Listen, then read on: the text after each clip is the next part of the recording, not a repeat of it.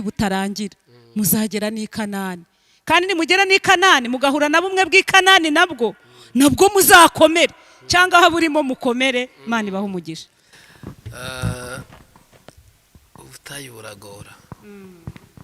ubutayu buragora kandi bufite ibintu byinshi, ariko wenda kuko Imana izatubashisha dukomeze, uzatubwira ibintu byinshi ndetse n'iri banga ni naryo twanavugaga iryo weho wagiye ukoresha kugira ngo ibanga ni ugusenga. Ibanga ni uko wasenze, gusenga Imana ukanayubaha. Iryo banga ni ugusenga Imana, nturambirwe, ntucike intege, ukihangana, ukubaha Imana. Ni iryo nta rindi, ubundi ukazenguruka bucece. Nge niryo nakoresheje.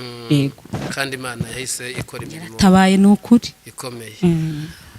Rero dushimira abantu bari badukurikiye mwese, kandi tunifuza ko n'ubundi tuzongera n'ubutaha, tubifuriza ibihe byiza aho muherereye, kandi gusenga kugira umumaro iyo umuntu asenganye umwete. Turagira ngo n'ubundi dusabe mwarimu Betty abashyira imbere y'Imana, hanyuma abasengere, mukomeze kugira ibihe byiza. Natwe turabazirikana, ntimuri mwenyine, turi kumwe namwe, kandi turimo turabingingira Imana izabasubiza. Yego, reka dusenga Imana, kandi ndabashimiye ko mwakurikije ijambo ry'Imana. Imana igumye dusure twese. Mwami Yesu, uri data wa twese mwiza, uzi intege nke zacu, ujya udukuyakuya ngo uturinde Satani.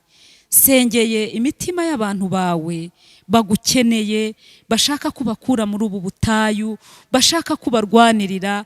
Ndasengereye imitima yihebye, iyi mitima icitse intege, iyi mitima itegereje igihe kinini ikabona bidakunda.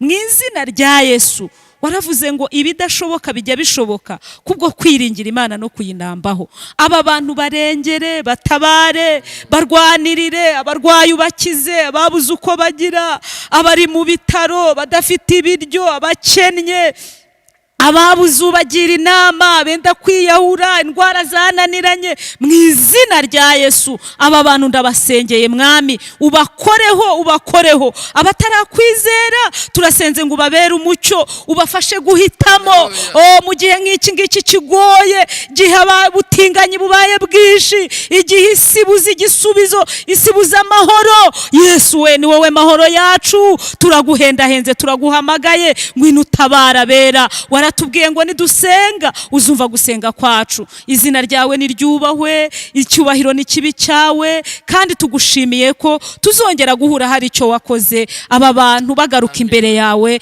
bafite amashimwe akomeye. Mu izina rya Yesu Kristo w'i Nazareti, amen.